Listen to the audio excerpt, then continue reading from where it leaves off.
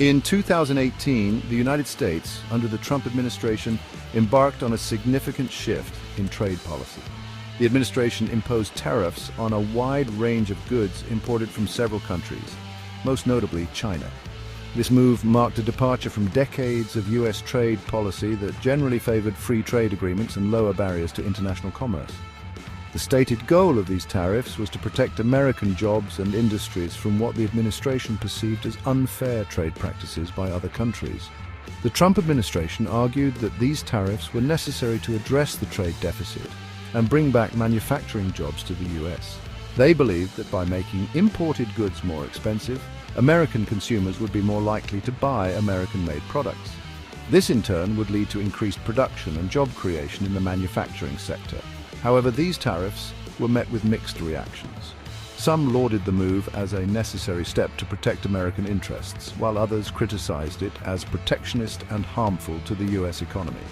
The administration's decision to impose tariffs had far-reaching consequences, both domestically and internationally. It sparked trade tensions with key trading partners like China, the European Union, and Canada, leading to retaliatory tariffs on U.S. exports.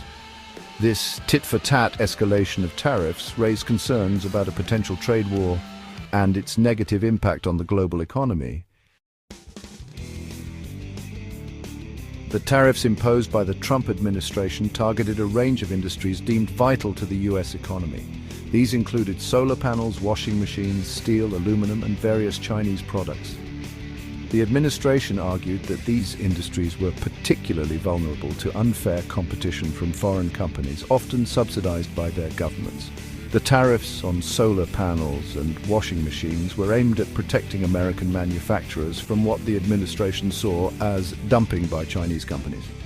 Dumping occurs when a company exports a product at a price lower than its domestic price, often below the cost of production, to gain market share.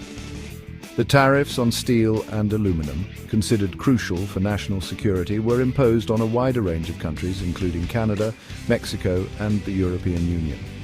The tariffs on Chinese products, encompassing a vast array of goods, were part of a broader trade dispute between the two economic giants. The US government argued that China engaged in unfair trade practices, including intellectual property theft, forced technology transfer, and currency manipulation. These practices, they claimed, put American companies at a disadvantage and contributed to the significant trade deficit between the two countries. These targeted tariffs were intended to bolster domestic production, protect American jobs, and pressure trading partners to negotiate more favorable trade deals with the US. The administration believed that by taking a tough stance on trade, they could force other countries to the negotiating table and secure better terms for American businesses and workers. The imposition of tariffs by the United States had immediate and widespread repercussions for industries both domestically and internationally. In the US, industries targeted by the tariffs, such as steel and aluminum producers, initially experienced a surge in demand and production. The higher prices for imported goods made American-made products more competitive, leading to increased orders and job creation in some sectors. However, this initial boost was short-lived and came at a cost. Industries that relied on imported steel and aluminum, such as manufacturing and construction, faced higher input costs, which squeezed their profit margins. These increased costs were often passed on to consumers in the form of higher prices for cars, appliances, and other goods. The tariffs also triggered retaliatory measures from trading partners. China, the European Union, Canada, and Mexico, among others, imposed tariffs on a range of US exports, from agricultural products like soybeans and pork to manufactured goods like motorcycles and bourbon.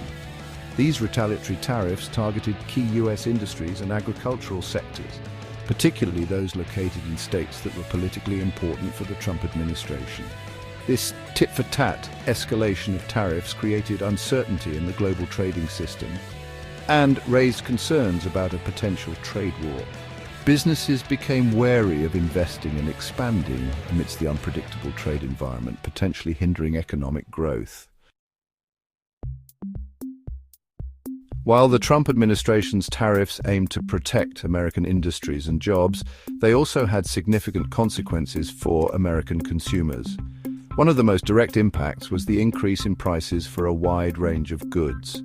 The tariffs on imported materials like steel and aluminum raised production costs for manufacturers, who then passed these costs on to consumers in the form of higher prices for cars, appliances, and other goods.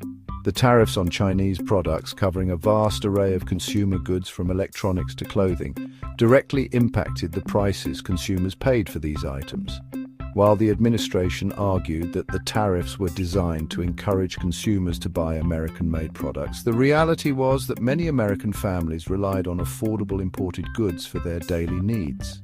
The tariffs also reduced consumer choice. With fewer imported goods available or becoming more expensive, consumers faced a more limited selection and potentially had to settle for higher-priced domestic alternatives. This lack of competition could stifle innovation and limit options for American consumers. The higher prices resulting from the tariffs disproportionately affected lower-income households who spend a larger portion of their income on essential goods. This regressive impact exacerbated existing income inequality, as those with lower incomes were hit hardest by the rising cost of living.